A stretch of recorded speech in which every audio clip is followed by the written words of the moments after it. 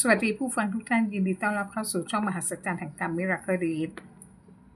จิตมีสี่ระดับได้แก่จิตสำนึกจิตใต้สำนึกจิตไร้สำนึกจิตเหนือสำนึกจิตสำนึกคือความรู้สิ่งต่างๆที่มีอยู่เกิดขึ้นทั้งภายในและภายนอกตัวเรารับรู้ความคิดอารมณ์ประสบการณ์ทัศนคติความรู้สึกต่อเรื่องราวเหตุการณ์ต่างๆที่เกิดขึ้นกับตัวเราตั้งแต่เกิดจนตายทุกเรื่องราวจะถูกบันทึกไว้ในจิตสำนึกเพียงแค่ 10% ที่สามารถจำได้การทำงานของจิตสำนึกมีกฎอยู่2ข้อคือกฎแห่งอิสรภาพสามารถคิดอะไรได้อย่างอิสระกฎของการเลือกจิตสามารถเลือกสิ่งที่ตนชอบและสนใจซึ่งจะคิดและใช้เหตุผลในการวิเคราะห์และเลือกสิ่งที่ดีให้กับตนเองเราสามารถควบคุมจิตสำนึกได้โดยการฝึกฝนปลูกฝังสิ่งที่ดีลงไปจนกลายเป็นนิสัยพฤติกรรมที่ดีแสดงออกมาดีต่อตนเองและผู้อื่นแต่ถ้าไม่ปลูกฝังทัศนคติที่ดีลงไปในจิตสำนึกบุคคลนั้นจะกลายเป็นคนที่ไม่ดีต่อตนเองและผู้อื่นจิตใต้สำนึกอยู่ลึกกว่าจิตสำนึกแต่แสดงออกมาอย่างชัดเจนทำหน้าที่จดบันทึกข้อมูลเรื่องราวหรือประสบการณ์ของชีวิตทั้งเป็นภาพเหตุการณ์ความเชื่อความรู้สึกทัศนคติทั้งที่จำได้และจำไม่ได้ทั้งในสภาวะรู้สึกตัวและไม่รู้สึกตัวและสิ่งเหล่านี้ถูกแสดงออกมาเป็นอุปนิสัยและพฤติกรรมของเรารวมถึงมุมมองความคิดหรือทัศนคติของเราไม่ว่าเป็นการตีความความเชื่อความรู้สึกนึกคิดหรือการตัดสินใจโดยไม่สามารถบังคับควบคุมได้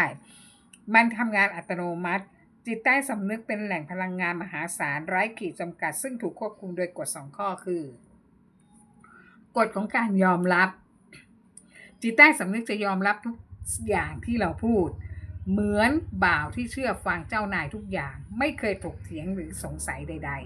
ๆกฎแห่งสัจธรรมจิตใต้สำนึก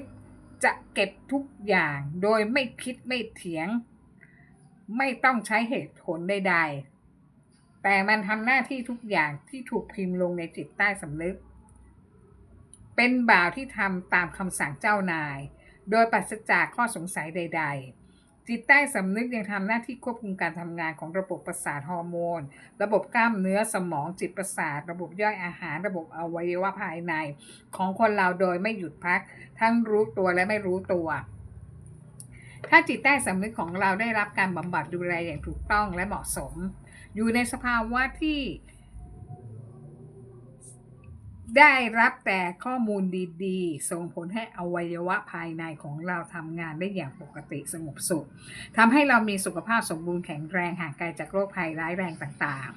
ๆคือผลทำให้ส่งผลทำให้อารมณ์ความคิดและพฤติกรรมที่แสดงออกมาดีไปด้วยบุคลิกลักษณะจะสง่างามดีด้วยถ้าจิตใต้สำนึกของเราได้รับแต่ข้อมูลที่เป็นลบความคิดแย่ๆสะสมแต่ความเครียดความวิตกกังวลความคิดผิดหวังซ้ำๆตลอดเวลาความเศร้าโศกเสียใจโดยไม่รู้จักจัดการดูแลกับความคิดแรงกดดันอารมณ์เสียออกไปจนอารมณ์และประสบการณ์เลวร้ายต่างๆจดบันทึกฝังอยู่ในจิตใต้สำนึกจะส่งผลให้รบกวนต่อระบบการทำงานของร่างกายได้ส่งผลต่อสุขภาพอย่างมากมายเช่นผู้ที่มีความเครียดจากวิตกกังวลตลอดเวลาจะทำให้ระบบย่อยอาหารผิดปกติใจสั่นเหนื่อยง่าย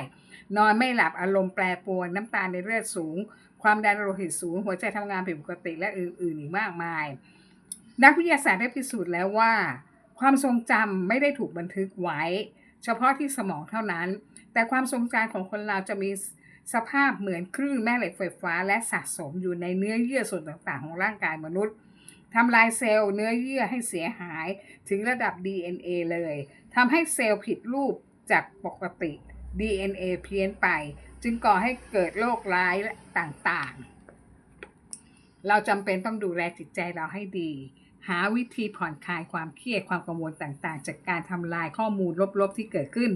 ให้ปรับสภาพร่างกายและจิตใจอยู่ในสมดุลเพื่อช่วยให้ระบบอวัยวะภายในทำงานได้อย่างปกติและมีประสิทธิภาพ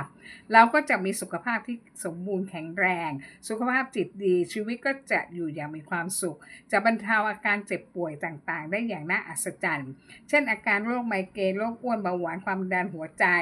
แม้กระทั่งโรคมะเร็งในส่วนต่างๆและโร กอื่นๆอีกมากมายดังคำพูดที่ว่าจิตเป็นนายกายเป็นบ่าวบทบาทของจิตใต้สำนึกมีผลกับชีวิตคนเราการดำรงชีวิตประจำวันอย่างมาก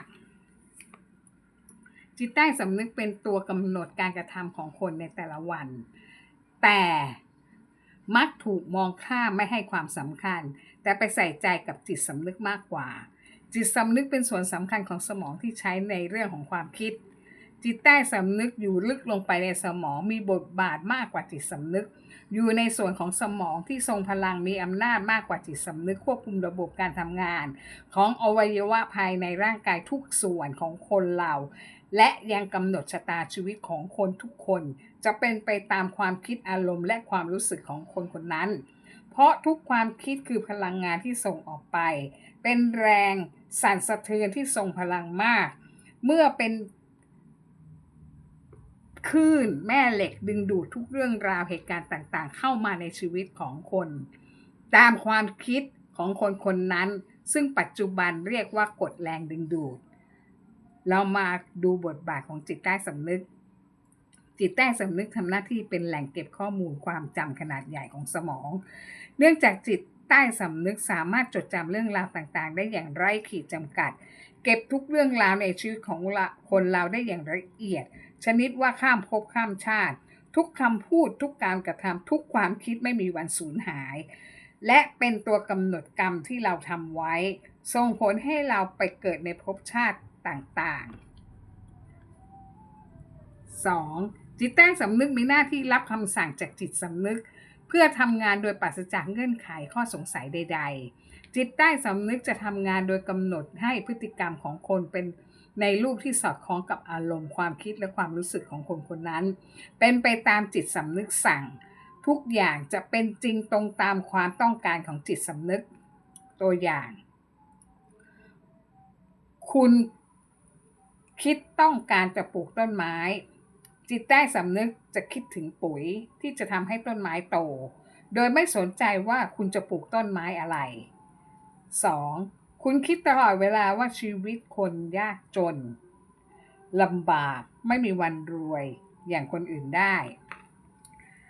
จิตใต้สำนึกจะทำหน้าที่บล็อกความโชคดีต่างๆไม่ให้ความโชคดีทั้งหลายเข้ามาในชีวิตคุณเลยเพื่อทำให้คุณยากจนลำบากตรงตามความคิดที่คุณย้ำคิดย้ำทำพูดบ่อยๆ 3. ชายหนุ่มคนหนึ่งคิดว่าต้องการเป็นเศรษฐีอยู่ท่ามกลางกองเงินกองทองต่อมาไม่นานชายหนุ่มคนนี้ได้เป็นพนักงานธนาคารทำงานในธนาคารแห่งหนึ่งเนื่องจากชายหนุ่มพูดคำว่าต้องการความหมายของชีวิตหมายถึงว่าชีวิตเขาขาดแคลนไม่มีแทนที่จะพูดว่าฉันเป็นเศรษฐีจงอย่าพูดคำว่าอยากมีอยากได้อยากเป็นหรือต้องการต้องพูดคำว่าฉันได้เป็นฉันมีฉันได้รับ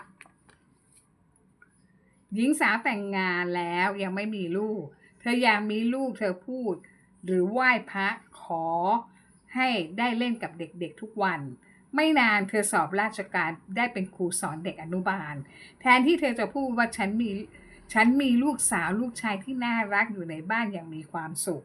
จิตใต้สำนึกจะทำหน้าที่ตามความคิดซึ่งความคิดคือพลังงานมีการสั่นสะเทือนเป็นคลื่นแม่เหล็กไฟฟ้าชนิดหนึ่งเมื่อส่งออกไปจะกลายเป็นแม่เหล็กดึงดูดสิ่งต่างๆตามความคิดย้อนกลับเข้ามาหาตัวเราจิตใต้สำนึกไม่รู้หรอกว่าความคิดของเราดีหรือไม่ดีแต่จะทำตามความคิดอารมณ์และความรู้สึกของเราที่สั่งมาดังนั้นเราต้องมีความคิดที่เป็นบวกเท่านั้นกฎแรงดึงดูดจึงบอกให้เราคิดบวกอย่าคิดลบเพราะจะส่งผลต่อชะตาชีวิตเรา 3. จิตใต้สำนึกทำหน้าที่รักษาสมดุลภายในจิตใต้สำนึกทำหน้าที่รักษาความสม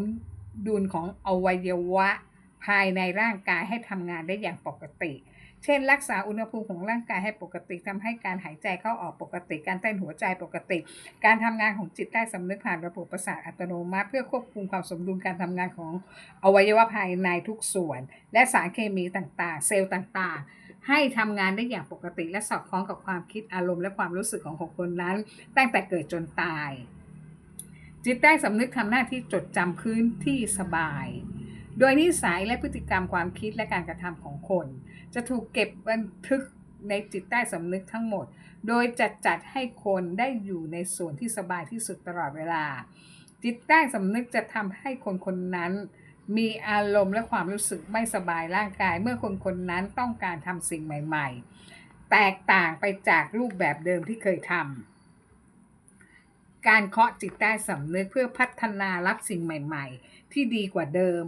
โดยต้องฝึกฝนทำสิ่งใหม่ๆคิดบวกตลอดเวลาเป็นสิ่งที่จำเป็นมากฝึกสิ่งใหม่ๆจนกลายเป็นความเคยชินโดยเปลี่ยนความคิดเป็นบวกตลอดเวลาเปลี่ยนการกระทำที่เป็นบวกตลอดเวลาเพื่อปลดล็อกความคิดลบออกจากจิตใต้สำนึกต้องทำ21 วันขึ้นไปวิถีชีวิตของคนคนนั้นจึงจะเปลี่ยนแปลงได้ตัวอย่างคำพูดและเขียนลงไปในสมุดโน้ตและอ่านเสียงดังๆทุกวันเพื่อไปตั้งโปรแกรมสั่งจิตใต้สำนึกใหม่อ่านซ้ำๆแต่ละประโยค3 ครั้งขึ้นไปสมมุติ 1. ฉันเป็นเศรษฐีร้อยล้านแบบมหัศจรรย์เพียงชั่วข้ามคืนฉันเป็นเศรษฐีร้อยล้านแบบมหัศจรรย์เพียงชั่วข้ามคืนฉันเป็นเศรษฐีร้อยล้านแบบมหัศจรรย์เพียงชั่วข้ามคืนขอบคุณเงินทั้งหมดและความโชคดีที่ฉันได้รับขอบคุณ 2. ฉันเป็นแม่เหล็กดึงดูดความสำเร็จเรื่องการงานการเงินความรักความโชคดีได้อย่างง่ายๆสบายๆฉันเก่งฉันทำได้ฉันทำสำเร็จขอบคุณ 3. ฉันมีสุขภาพสมบูรณ์แข็งแรงฉันรักสุขภาพสมบูรณ์แข็งแรงขอบคุณฉันมีสมองอัจฉริยะสติปัญญาเป็นเลิศความจำดีขอบคุณไม่ต้องสนใจว่าสิ่งที่เรากำหนดลงในจิตใต้สำนึกจะเป็นจริงได้อย่างไรมันไม่น่าเชื่อแต่มันเป็นไปได้ตามคำพูดสั้นๆย้ำๆทุกวันจิตใต้สำนึกจะทำหน้าที่ดึงดูดผลลัพธ์มาให้เราเองแต่ต้องกำหนดความคิดอารมณ์และความรู้สึกนั้นว่ารู้สึกแบบนั้นจริงๆไม่ได้ท่องแบบนกแก้วนกขุนทองมีความคิดว่าตนเองเป็นเช่นนั้นจริงๆมีอารมณ์ปิติว่าได้รับแล้วรู้สึกว่าครอบครองสิ่งนั้นแล้วไม่ได้ฝืนความรู้สึกทำให้เป็นความเคยชินจงอย่าสงสัยใดๆจิตใต้สำนึกจะทำงานให้เราเองเรามีหน้าที่สั่งการจิตใต้สำนึกซึ่งจิตใต้สำนึกจะทำหน้าที่เป็นบ่าวทำตามคำสั่งให้สำเร็จเองคลิปหน้าจะเปรียบเทียบการทำงานของจิตสำนึกและจิตใต้สำนึกต่างกันหรือสัมพันธ์กันอย่างไรและจะต่อเรื่องจิตไร้สำนึกและจิตเหนือสำนึกอย่าลืมว่าจิตใต้สำนึกมีพลังมหาศาลเป็นบ่าวรับใช้ความคิดเราเป็นเจ้านายสั่งการและคำสั่งนั้นต้องสั้นชัดเจนเป็นภาษาง่ายๆสวัสดีค่ะ